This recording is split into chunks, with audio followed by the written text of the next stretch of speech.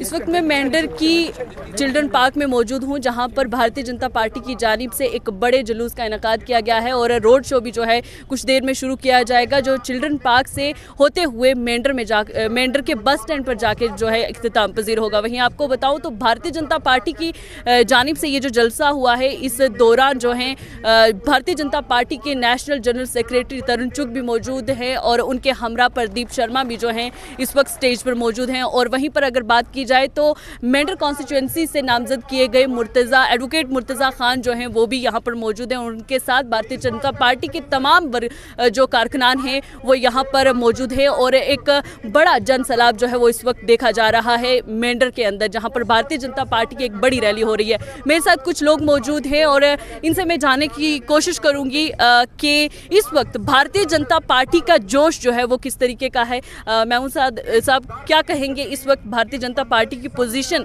Mendhar constituency में किस तरीके की है? बहुत बहुत शुक्रिया साइमा जी, आपने देखा होगा और आपने कहा भी, एक जन सैलाब यहाँ पे हमारे पीछे है। लगभग हज़ारों की तादाद में लोग निकले हैं और पूरा पहाड़ी कबीला ने वन साइडेड डिसाइड किया है, बिना सोचे समझे किसी और को। हमने बीजेपी को वोट करना है, मुर्तज़ा खान को वोट करना है और उनको भारी मतों से यहाँ से जितवाकर असेंबली में भेजना है। ये पहाड़ी लोगों का मेंढर से बालाकोट से लेकर मनकोट और चंडियाल से लेकर जो है बुलनोई तक एक ही आवाज़ है।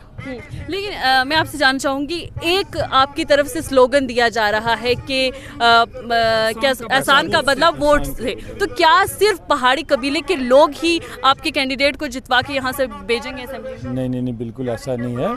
बाकी बिरादरियों के लोग भी जो हैं वो हमारे साथ शामिल हैं। जब आपने एक स्लोगन देकर सिर्फ एक पार्टी तक, एक कम्युनिटी तक आपने महदूद कर दिया, तो ऐसे में कैसे आप उम्मीद करते हैं कि बाकी बिरादरी जो है वो आपको वोट करेंगे? देखिए, बाकी वालों को भी तो फायदा है ना, ये अकेले इसमें थोड़ी है। अगर आप बाकी वाले जैसे आप देखेंगे कि गुजर बिरादरी के लोग हैं, उनको भी तो एसटी स्टेटस मिला हुआ है ना 30-40 साल से, तो वो भी इसमें शामिल हैं।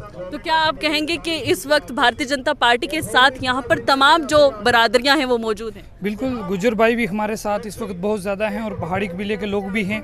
देखिए, बीजेपी की जो गवर्नमेंट है, आपके जेब में अगर पैसा नहीं है लेकिन 5 लाख का आयुष्मान का कार्ड है, आपके पास देखो रिजर्वेशन के कितनी बेनिफिट्स हैं, आपके पास जो है स्कॉलरशिप, अगर आपके बच्चों को जो है एकेडमिक लेवल पे, ग्रेजुएशन और पीजी लेवल पे, मैं खुद ला कर रहा हूं तो स्कॉलरशिप कर रहा हूं। अगर एसटी नहीं होती तो मुझे 1.5-2 लाख रुपया देना पड़ता। तो इस एसटी के बहुत ज़्यादा बेनिफिट्स हैं, एकेडमिक से लेकर, प्राइमरी से लेकर हाई सेकेंडरी तक और कॉलेज से लेकर पीजी एडमिशन्स तक। तो हर बरादरी को इसका फ़ायदा है। गुजर भाइयों को फॉरेस्ट राइट एक्ट मिले, उनको पहले रिजर्वेशन मिली, उनको फिर पॉलिटिकल रिजर्वेशन मिली। उन्होंने कहा कि नहीं, हम इन भाइयों के साथ हैं, इनको भी मिलना चाहिए। हमारे साथ नाइंसाफ़ी थी, वो भाई आगे थे। हम सब बरादरी कबीले से, मिज़बा महल्ले से, कोई सेक्स, रेस, कास्ट से उठकर क्रीड कलर से, हम सब बरादरी से रिक्वेस्ट करते हैं बीजेपी के जो उम्मीदवार जनाब मुर्तज़ा खान साहब को वोट देकर कामयाब बनाए। मुर्तज़ा खान साहब की कामयाबी मेंढर के हर एक बच्चे की, हर एक कबीले की और हर पढ़े लिखे नौजवान की कामयाबी है। और बीजेपी का जो हम देख सकते हैं, कश्मीरी लीडरशिप ने पिछले 70 साल में कुलगाम से लेकर बारामूला तक आप देखें 3 लाइन रोडें बनी हुई हैं, राजौरी पुंछ में सिंगल रोडें हैं। और जब 10 साल से भारतीय जनता पार्टी भी तो है।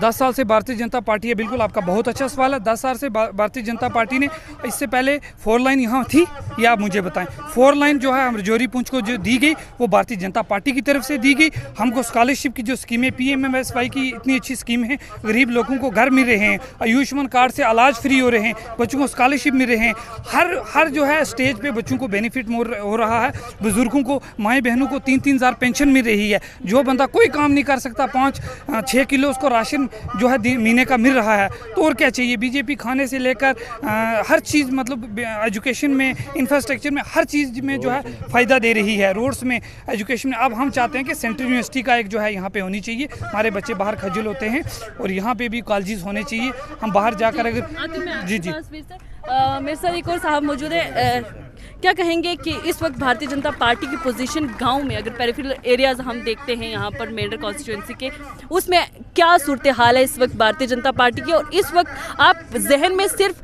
वो एहसान को लेकर चल रहे हैं या कि डेवलपमेंट आप सही मायनों में चाहते हैं?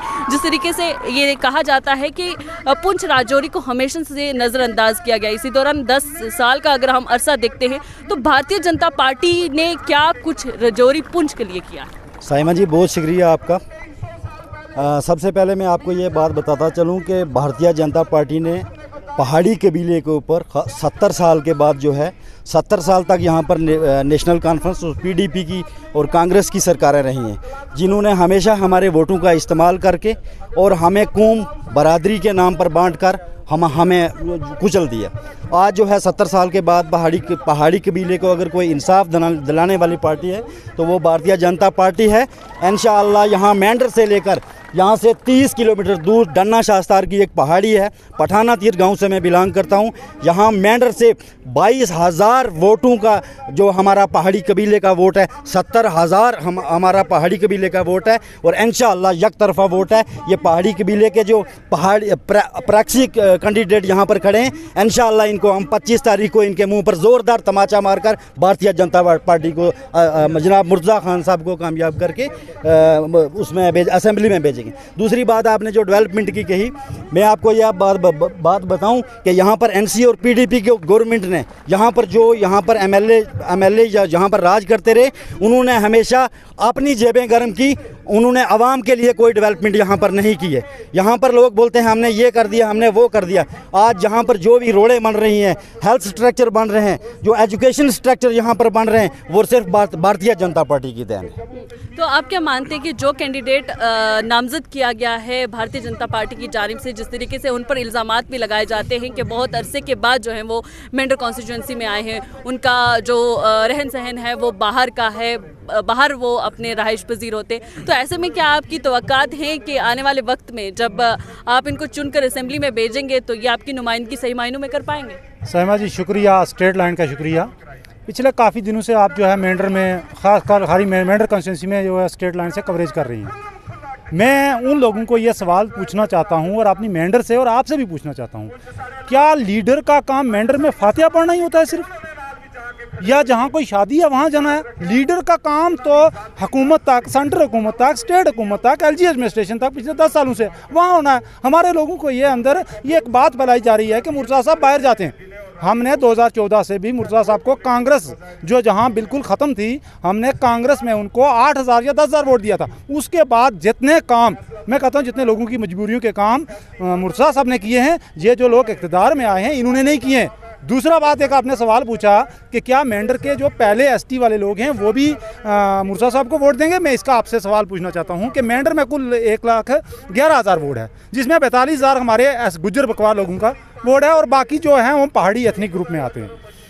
अगर हम उसमें भी कैंडिडेट खड़े हैं, आज़ाद कैंडिडेट खड़े हैं, दूसरे कैंडिडेट खड़े हैं अलग अलग, लेकिन ये जैसे मेरे पहले साथी ने बोला है प्रैक्सी कैंडिडेट हैं।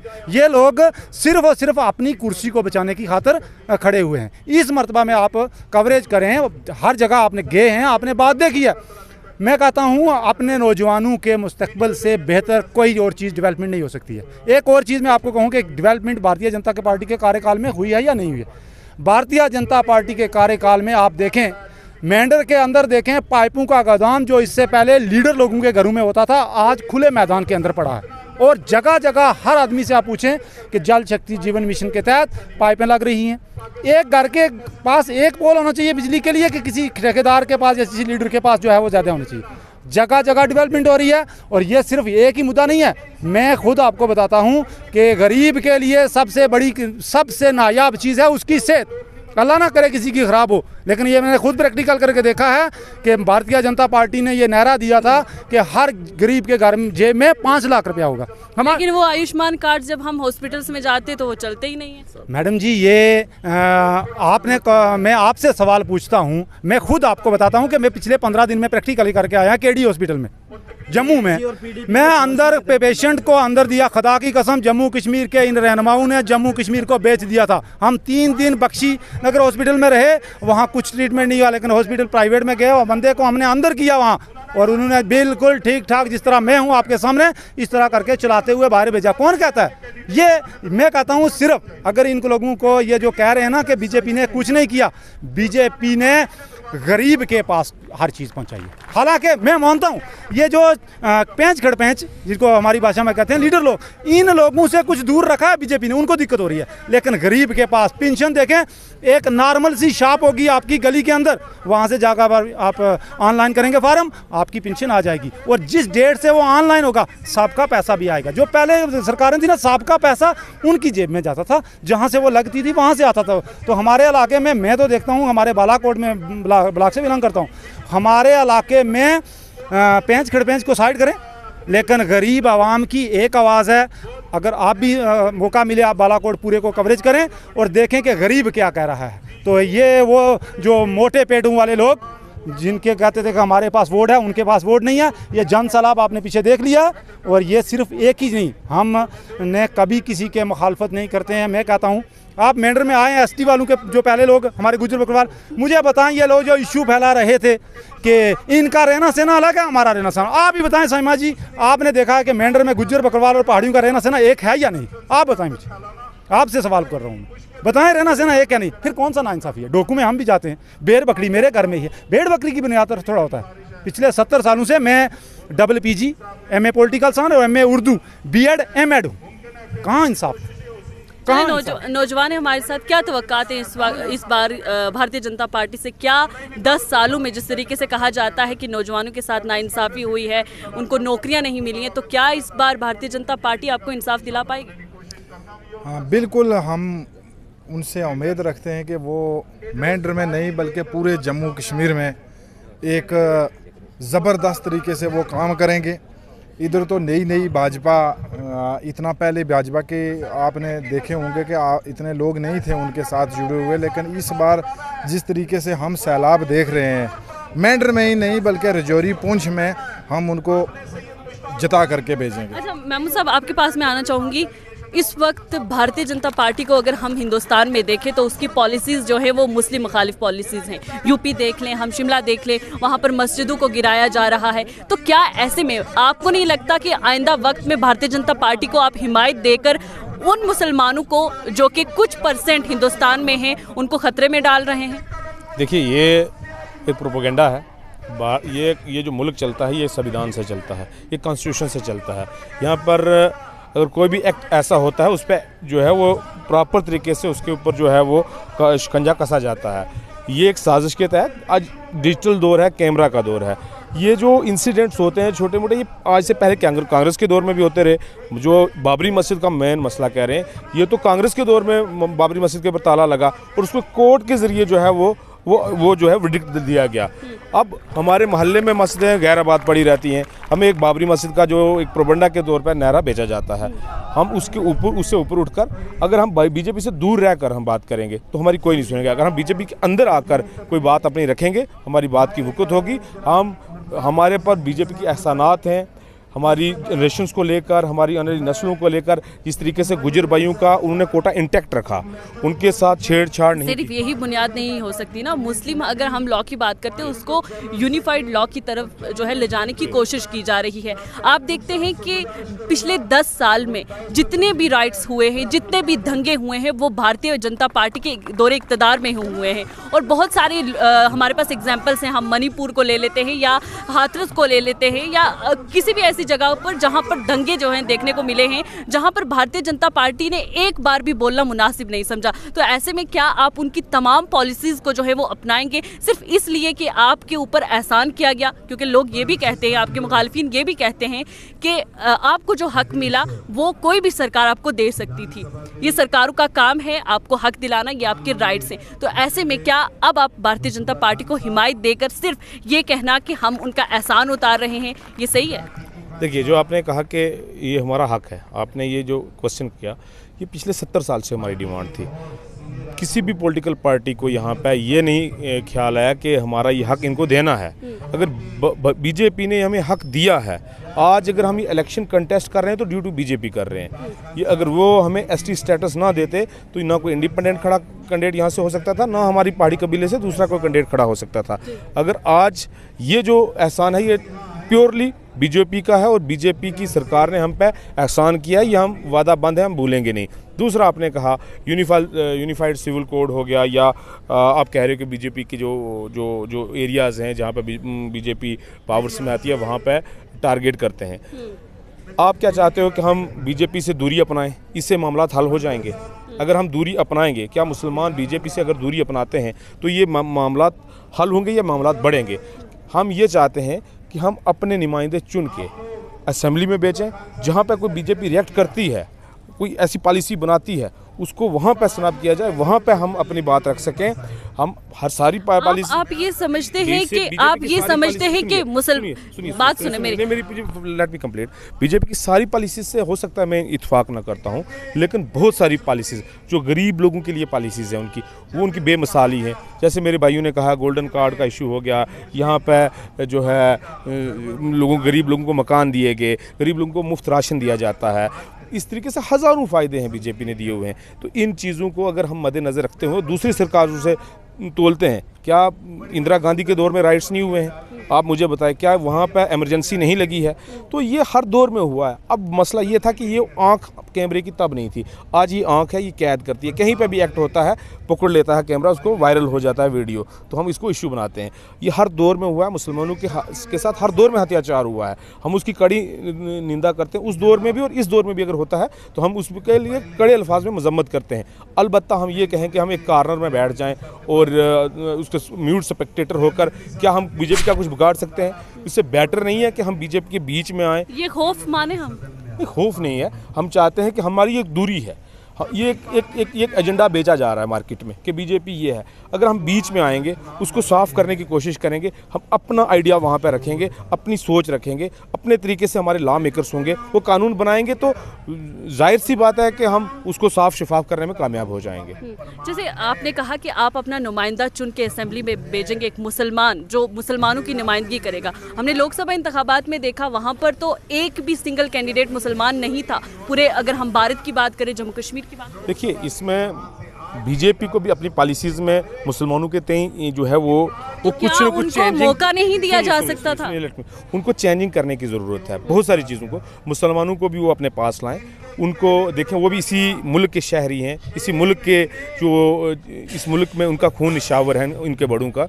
तो वो जो बीजेपी का वो जो एक कार्नर है उसको थोड़ा साफ करना पड़ेगा मुसलमानों के लिए स्पेशली, और उन पर भरोसा जता के मुसलमानों को भी जो है प्रॉपर जो है वो गवर्नमेंट में, एडमिनिस्ट्रेशन में और तमाम इन चीज़ों में जो है वो बराबर का मौका देंगे, तो इंशाल्लाह ताला मुसलमान एक्सेल करेंगे इसमें। तो इस वक्त हम मान लें कि खिताब पीर पंजाल में इस वक्त भारतीय जनता पार्टी मजबूत है? बहुत मजबूत है।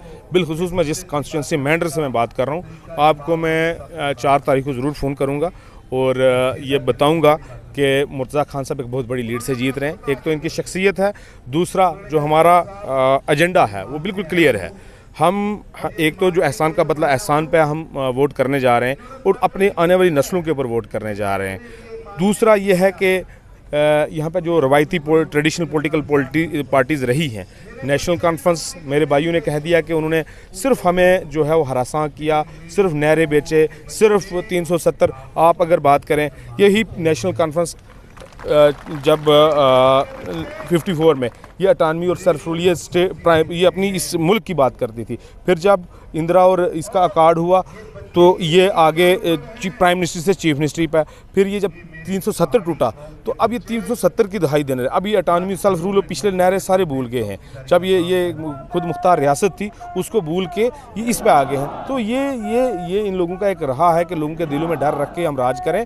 अलबत्ता अब लोग डायरेक्ट दिल्ली हमसे जुड़ना चाहती है, हम इनडायरेक्ट जुड़ के, पिछली बार 2014 में आप जानते हैं पीडीपी ने कहा था कि बीजेपी से दूर रहो, हम लोगों ने उनके खोखले वादों में आए, हमने वोट पीडीपी को किया, पीडीपी ने जाके दिल्ली में हाथ मिलाया। इसी तरह से उमर अब्दुल्ला की जो शुरुआत हुई है पॉलिटिक्स की, जो वो उनकी जो ब्रांड चाइल्ड था वो वहाँ से डेवलप हुआ है, वो एक्सटर्नल अफेयर मिनिस्टर रहे हैं। तो ये हम बिल्कुल वसूख से कह सकते हैं कि डायरेक्ट अगर हम दिल्ली हमें डेवलप करना चाहती है, ये पिछड़ा इलाका है, बॉर्डर इलाका है, यहाँ की मिजरीज़, यहाँ की प्रॉब्लम्स, यहाँ की हज़ारों मुश्किलात हैं लोगों की, बॉर्डर इलाकों में यहाँ पर लोगों की जो इतनी अनगिनत जो प्रॉब्लम्स हैं, वो हम अगर गिनना शुरू करेंगे तो मैं कहता हूं कि बंदा सोच भी नहीं सकता है। तो इसी वजह से अगर हमने 70 साल उन पर विश्वास किया है तो 5 साल इन पर भी तो विश्वास करके देख सकते हैं। इतना कोई गुनाह तो नहीं है, या खुदा न ख्वास्ता ये मैं कहूँ कि वो सहाबा की जमात है। अफजल गुरु को किसने फांसी लगाया? कांग्रेस के दौर में। अफजल गुरु को किसने फांसी लगाया? कांग्रेस के दौर में। पैलेट गन्स किसके दौर में चले? नेशनल कॉन्फ्रेंस के दौर में। मुसलमानों को नबीना किसने किया कश्मीर के अंदर? हज़ारों लोग जो शहीद हुए कश्मीर के अंदर, वो किसने किए हैं? किसने किए हैं? आप बताएं मुझे। लेकिन नौजवानों को कश्मीर में पीएसए लगाकर जेलों में भरा गया, वो भारतीय जनता पार्टी ने किया। और जो खामोशी इस वक्त कश्मीर में देखी जा रही है, वो उसका ये कहना है कि लोग इस वक्त डरे हुए हैं, सहमे हुए हैं। I don't want to go on that topic. मैं सिर्फ इतना कहना चाहता हूँ कि जो पीएसए लाया गया कश्मीर के अंदर, वो किसने लाया? ये शेख अब्दुल्ला साहब की देन है। जो इससे कहीं ज़्यादा पीएसए लगाकर नौजवानों को उमर अब्दुल्ला की और पीडीपी की सरकार ने बंद किया। मसर्रत आलम को किसने कैद किया? उस वक्त तो यहाँ पे स्टेट भी थी, 370 भी इंटैक्ट था, तब वहाँ पे जो है वो 370 इनके पर पीएसए लगा के बंद किया गया। और हज़ारों नौजवान जो जाने आज जा रही हैं कश्मीर के अंदर, पिछले 70 सालों से कत्ल व गारत हो रहा है। मिलिटेंसी को बढ़ावा किसने दिया? 1988 की रिगिंग ने दिया। जब यहाँ से जो एक मिलिटेंट यहाँ से भाग के, यूसुफ क्या कुछ नाम था, वो यहाँ से पाकिस्तान गया और वहाँ से उसने हिजबुल मुजाहिदीन बना के यहाँ पे उसको जितवाने से जो है वो बाहर रखा, रिगिंग की थी। तो ये सारी कश्मीर की ट्रेडिशनल पॉलिटिकल पार्टीज़ का सेटअप है, उसमें उन्होंने ये हम पे मसल्लत की हुई हैं चीज़ें। इंशाल्लाह हम इससे बाहर आना चाहते हैं, अपने नौजवानों को दिल्ली का रास्ता दिखाना चाहते हैं। हम कोशिश कर रहे हैं, अगर हम इसमें कामयाब हुए तो इंशाल्लाह ताला हम जो है बेहतर तरीके से लोगों की डेवलपमेंट कर पाएंगे, लोगों को जो है बेहतर रोज़गार प्रोवाइड करवाने की कोशिश करेंगे। यहाँ पे आप देखें, आज तो बीजेपी आप कह रहे हैं, 70 सालों से यहाँ पे यही सरकारें रही,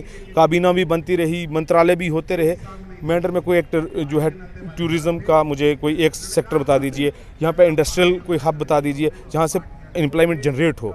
तो ये सिर्फ और खोखले नारे हैं, खोखले वादे हैं और मुसलमानों को डरा के धमका के पीछे किया जा रहा है। हमें अपनी सोच बदलनी होगी, अपने विजन को जो है वो खोलना होगा। ये अगर दिल्ली के साथ मिलें तो हलाल, हम अगर दिल्ली के साथ मिलाएं तो हराम। ये कहीं चीज़ को बहुत सारी चीज़ें जो हैं वो हमारी सोच से बाहर हैं। चलिए, बेहद शुक्रिया। ये थे कुछ नौजवान जो इस वक्त भारतीय जनता पार्टी के जुलूस में शामिल है और जिनका कहना है कि इस बार जो तमाम जमातें थी जिन्होंने राज किया खिता पीर पंजाल पर पिछले 70 सालों से, उनको हटाने की जो है अब कोशिश की जाएगी। और इस बार जो है नौजवान हो, बूढ़ा हो, बुजुर्ग हो, वो भारतीय जनता पार्टी को हिमायत देगा, क्योंकि वो आने वाले मुस्तकबिल को रोशन देखना चाहते हैं।